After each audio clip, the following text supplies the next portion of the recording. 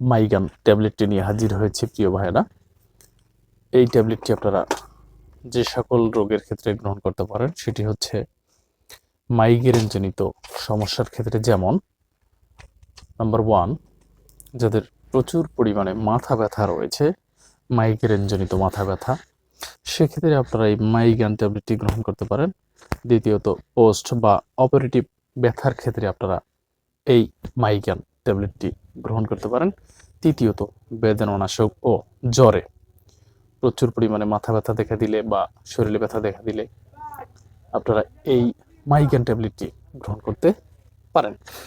জানাবো মাইগ্রেন ট্যাবলেটের ভিতরে যে উপাদান রয়েছে বা এর গ্রুপ সম্পর্কে।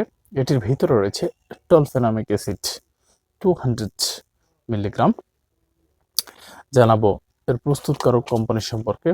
স্বনামধন্য কেমিস্ট ফার্মাসিউটিক্যালস লিমিটেড এই মাইগ্রেন ট্যাবলেটটি প্রস্তুত করে থাকে। এবারে জানবো এই মাইগ্রেন ট্যাবলেটটি কিভাবে গ্রহণ করতে হয় সেবন বিধি সম্পর্কে। নাম্বার 1, তীব্র মাইগ্রেনের ব্যথার ক্ষেত্রে 200 mg ট্যাবলেট প্রথম উপসর্গ নির্দেশিত হলে 1 থেকে 2 ঘন্টা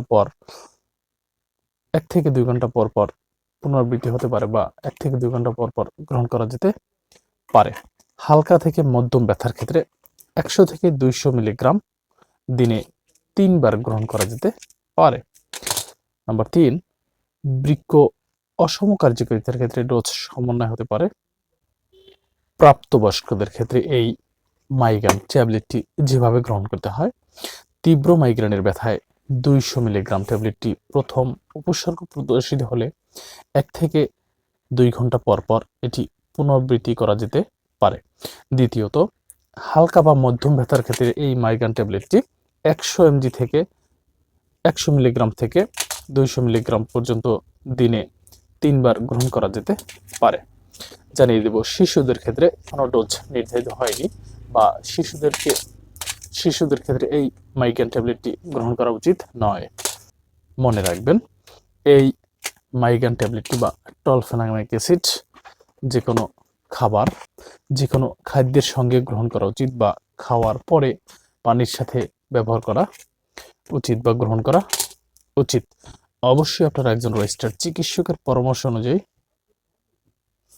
এই টলফেনামিক অ্যাসিড বা মাইগ্রেন ট্যাবলেটটি গ্রহণ করুন, কারণ আপনাদের অসুস্থতার উপর ভিত্তি করে ঔষধের ডোজ কম বা বেশি নির্ধারিত হতে পারে।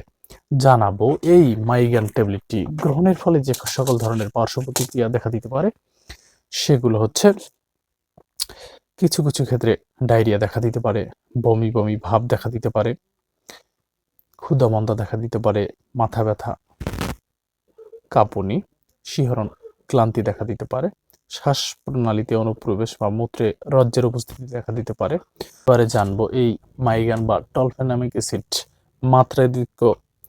মাত্রাধিক্যতা বা অতিরিক্ত গ্রহণ করার ফলে যে সকল ধরনের সমস্যা দেখা দিতে পারে, সেটাও বমি ভাব, উত্তেজনা, ঘুম ভাব, কানে ভব শব্দ, খিঁচুনি হতে পারে এবং যকৃতের ক্ষতি হতে পারে।